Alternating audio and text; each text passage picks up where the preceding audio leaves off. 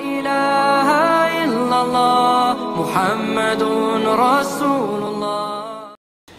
Assalamualaikum warahmatullahi wabarakatuh. Alhamdulillahirrabbilalamin. Wassalatu wassalamu ala asrofil anbiya'i wal mursalin wa ala alihi wassobi asma'in. Alhamdulillahirrabbilalamin. Saudara sekalian, saya ingin bincang-bincang dengan saudara tentang ilmu dan Islam.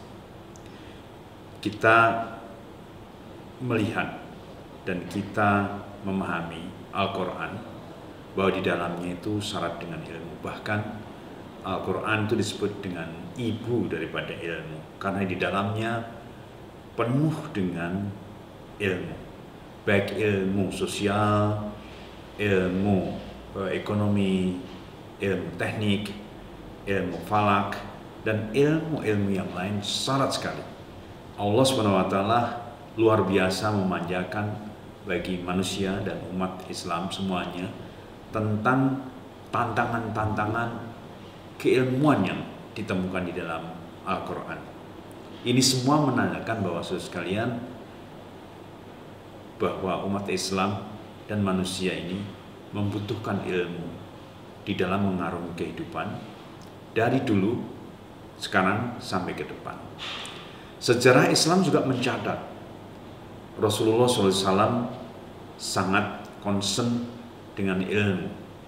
Contohnya, pada tawanan perang itu dia akan dibebaskan dengan jalan memberikan ilmu kepada orang-orang atau mengajar menulis, mengajar apapun yang mereka bisa, kemudian dia dibebaskan. Dan masih banyak contoh-contoh lain di mana ilmu pengetahuan itu menjadi bagian yang sangat penting di dalam Islam. Para ilmuwan Islam pada abad-abad pertengahan, saudara sekalian, juga sangat luar biasa. Ibnu Khaldun, Ibnu Arabi, Avicenna dan sebagainya adalah tokoh-tokoh ilmu pada abad-abad itu yang luar biasa karya-karyanya, baik berupa tulisan maupun berupa karya real, penyelesaian masalah di lapangan. Oleh karena itu, saudara sekalian, ilmu itu tidak bisa kita tinggalkan, harus terus kita kejar, kita kembangkan, penelitian-penelitian kita galakkan, pencermatan terhadap sesuatu kita lakukan. Seluruh zat yang ada di muka bumi ini maupun di langit harus kita eksplor, kita jelaskan fenomenanya, karena itu semuanya bagian penting dari perjalanan kehidupan manusia ini. Allah mengatakan dalam salah satu surat dalam Al-Quran bahwa ilmu Allah itu sangat luas. Meskipun kita ambil itu lautan sebagai tinta dan kita tuliskan ilmu Allah itu, tidak akan mencukupi seluruh tinta itu, meskipun ditambah lagi sebanyak lautan tadi. Oleh karena itu ilmu itu sangat banyak. Oleh karena itu pengembangan ilmu itu harus terus didukung, terus dilakukan dengan tujuan untuk kemaslahatan seluruh umat manusia, kemaslahatan seluruh lingkungan hidup, flora, fauna, baik di dunia ini maupun di angkasa, yang merupakan bagian tugas kita sebagai khalifah fil ard di muka bumi ini. Saudara sekalian, ilmu saya adalah sumber daya air. Dua hal yang saya pelajari di sini adalah mengenai sungai dan hujan. Ternyata sungai ini disebut berkali-kali oleh Allah SWT, baik sungai di surga maupun sungai di dunia. Di dalam Al-Quran ada 27 surat yang mencitir tentang sungai, dan tentu saja lebih daripada 27 ayat yang menjelaskan, karena dalam satu surat mungkin ada 2, 3, sampai 5 ayat tentang sungai. Sedangkan hujan disebut 30 kali, bukan 30 kali, disebut dalam 30 ayat surat, sehingga mungkin juga lebih daripada 30 ayat. Bagaimana dengan sungai, saudara sekalian? Saudara sekalian, kalau sungai itu adalah satu entitas di muka bumi ini yang oleh Allah digambarkan juga sebagai elemen yang ada di surga. Bahkan selalu kata-kata surga itu diikuti dengan sungai-sungai yang mengalir di dalamnya. Tentu saja sungai di surga itu airnya jernih, tidak pernah banjir bandang, membuat orang suka melihatnya, menenteramkan hati. Nah, itu bagi saya sebagai ilmuwan yang mempelajari sungai, sangat tertarik untuk terus-menerus meneliti tentang sungai, baik itu morfologinya, ya, liku-likunya, juga ekologinya yang hidup di sepanjang sungai itu, baik di dasar sungai maupun di sempadan sungai, floranya, faunanya, keterkaitan sungai dengan drainase, keterkaitan sungai dengan banjir, keterkaitan sungai dengan air tanah, ya. Dan itu penggerak utamanya bagi saya adalah ayat-ayat dalam Al-Quran tentang sungai. Jadi ada keterkaitan antara ilmu yang sedang saya pelajari dan saya sampaikan pada teman-teman semuanya dengan ayat-ayat Al-Quran. Itu membuat saya lebih bersemangat untuk terus-menerus mengembangkan itu, terus-menerus membuka fenomena itu, sehingga fenomena sungai akan kita pelajari, kita buka, kita ketahui rahasianya, ya, dari hal yang kecil sampai ke hal yang besar. Ya, saudara sekalian, beberapa hal yang perlu saya sampaikan pada saudara sekalian tentang sungai ini. Sungai itu dia dari atas relatif lurus, tapi kemudian dia berkelok-kelok dan sampailah dia di muara. Sungai itu bukan sebuah drainase alamiah saja, tapi sebetulnya sungai itu konservasi. Allah menciptakan sungai itu untuk mengkonserv alam ini. Dengan adanya sungai, saudara sekalian, maka aliran air itu menjadi lambat. Tidak makin cepat, tapi lambat sampai di laut. Dia harus berkelok-kelok dulu. Ada kesempatan meresap, ada kesempatan menggenang, dan seterusnya. Dengan adanya sungai, maka merupakan tempat yang bagus untuk flora fauna hidup di situ. Sungai adalah peninggalan alam yang terbesar yang ada di Mayapada ini, yang merupakan tempat berkumpulnya flora fauna dan seluruh kehidupan yang ada di alam ini. Dia mengumpul di kanan kiri sungai. Seandainya di luar sungai itu habis untuk pekarangan, untuk tegalan, maka sudah semuanya bisa mendapatkannya di sungai. Oleh karena itu, surga selalu dihiasi dengan sungai-sungai yang mengalir di dalamnya, yang elok, yang bagus. Namun situasi sekarang, saudara sekalian, karena orang tidak menyadari mungkin bahwa sungai itu disebut Allah berkali-kali di dalam Al-Quran, dan itu ada kaitannya dengan apa yang ada di dunia ini, maka sungai kita menjadi kotor. Bangsa kita yang 80% lebih beragama Islam tidak lagi memperhatikan sungai itu. Sungai menjadi tempat buangan limbah, buangan sampah, sungai ditutup, sungai dipindah, sungai dijadikan gorong-gorong, dan lain sebagainya. Sungai tidak dikelola sebagaimana mestinya sungai itu. Ini yang menyebabkan beberapa malapetaka yang kita terima. Sungai tidak pernah disentuh, tidak pernah dilihat bagaimana situasinya di hulu sana dan sebagainya.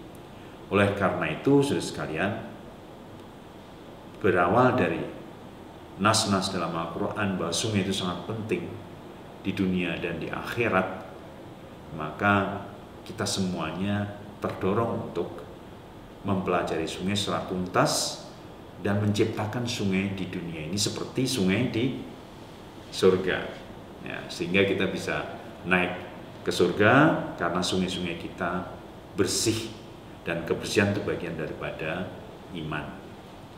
Kemudian saudara sekalian, yang kedua mengenai air hujan. Kenapa menjadi penting? Saudara sekalian, tadi saya sampaikan, surat dalam Al-Quran ada 30 surat tentang air hujan. Ya, 30 surat, dan di dalamnya lebih daripada 30 ayat tentang air hujan. Dan air hujan itu merupakan air suci yang mensucikan. Dalam strata air, untuk berwudu misalnya, air hujan itu nomor 1. Kalau ada air hujan, wudu pakai air hujan. Baru air-air yang lain. Karena air hujan itu air yang purin. Dari penelitian pun demikian. Air hujan itu mempunyai kandungan yang purin 20-50 kali lebih purin daripada, lebih bersih daripada air-air biasa. Kandungan mineralnya sangat minim, kandungan organiknya juga sangat minim. Dia adalah air distilasi air laut yang diarak oleh awan ke daratan kemudian diturunkan menjadi hujan. Dan air hujan itu juga menyuburkan tanaman, bukan karena voluminanya, tapi karena molekulnya, ya, karena kebersihannya, juga bisa meningkatkan hasil peternakan, perikanan, juga untuk air minum, dan lain sebagainya, dan bahkan untuk kesehatan masyarakat. Jadi ilmu tentang hujan yang bersumber dari Al-Quran tadi yang disebut secara eksplisit bahwa air hujan itu bisa digunakan untuk air minum, menyuburkan tanaman, dan lain sebagainya, itu kemudian kita teliti. Apakah benar itu? Nah, ternyata memang luar biasa. Apa yang disampaikan dalam Al-Quran itu semuanya terbukti dari penelitian-penelitian tentang kandungan air hujan, menyatakan bahwa air hujan memang dia jauh lebih purin, jauh lebih bersih daripada air-air permukaan lainnya. Dan untuk upaya-upaya kesejahteraan masyarakat bisa dilakukan, misalnya untuk perikanan, ya, perkebunan, pertanian, kesehatan, air minum, itu sangat luar biasa. Dan akhir-akhir ini saya sangat gembira karena saya mengembangkan gamma rain filter. Itu sebuah alat yang digunakan untuk memanen air hujan dan memanfaatkannya untuk kebutuhan sehari-hari, ya, mandi, cuci, minum dan sebagainya. Dan kelebihannya dimasukkan ke dalam tanah melalui sumur atau sumur resapan yang berfungsi untuk mengisi air tanah. Sehingga kalau kita mengelola air hujan dengan sebaik-baiknya, sebagaimana Al-Quran menyebutkan berkali-kali bahwa air hujan itu sangat penting bagi kita semuanya, dan kita kelola sebaik-baiknya, maka insya Allah dengan kita pandai mengelola air hujan, kekeringan bisa kita tanggulangi, banjir juga bisa kita kurangi, bahkan kita tanggulangi, air tanah bisa kita isi, lingkungan bisa kita kembangkan, dan kita semakin bagus dalam kehidupan di lingkungan kita masing-masing. Kemudian saudara-saudara sekalian, bagaimana ilmu pengetahuan kita yang kita punya itu di saat pandemi? Di saat pandemi, saudara sekalian, yang kita perlukan adalah kehati-hatian, kewaspadaan, dan menjaga kontrol kita dengan protokol kesehatan sebaik-baiknya. Nah, air, baik tadi air sungai maupun air hujan, itu salah satu komponen yang sangat penting untuk kebersihan. Air hujan dalam hal ini yang sangat bersih bisa kita panen, bisa kita saring dengan gamma rain filter, kemudian bisa kita gunakan untuk bahan cuci tangan dan sebagainya. Ya, untuk meningkatkan jumlah kebutuhan air atau persediaan air di air tanah sehingga kita tetap bisa menjaga kesehatan. Di masa-masa pandemi, air sangat diperlukan. Jadi kita bisa saja mandi 2-3 kali pada musim kemarau di daerah-daerah yang kekurangan air, pada musim hujan bisa menampung air nanti untuk musim kemarau. Di masa pandemi ini kita harus pandai memanen air hujan, mengelolanya untuk kebutuhan kebersihan sanitasi kita. Jaga kebersihan, jaga tangan selalu bersih, sangat penting. Bagaimana dengan penelitian? Nah, saat inilah penting saudara sekalian, penelitian-penelitian tentang air untuk dikembangkan. Sekarang kita sedang meneliti air hujan yang kita turunkan pH-nya menjadi pH 2 sampai 4 yang bisa digunakan untuk hand sanitizer, bisa kita gunakan juga untuk disinfektan, sterilisasi. Sedangkan pH yang tinggi, pH 9 gitu, bisa juga kita gunakan untuk berbagai keperluan yang oleh para komunitas pemandian hujan bisa digunakan untuk keperluan yang terkait dengan kesehatan.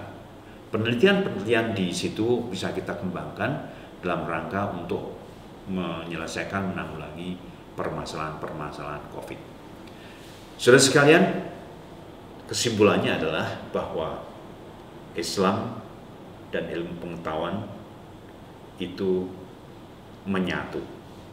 Islam, Al-Quran itu adalah ilmu pengetahuan yang di dalamnya komplit ilmu pengetahuan, fisika, kimia, sejarah, ilmu eksakta, ilmu teknik, semua ada di sana.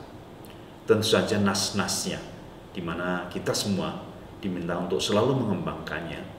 Jadi dalam pengembangan ilmu itu harus didasari dengan keimanan bahwa ilmu ini akan dikembangkan karena perintah Allah untuk mengembangkan untuk kemaslahatan umat semuanya, umat manusia maupun flora fauna seluruh kehidupan yang ada di Mayapada maupun di universe sana.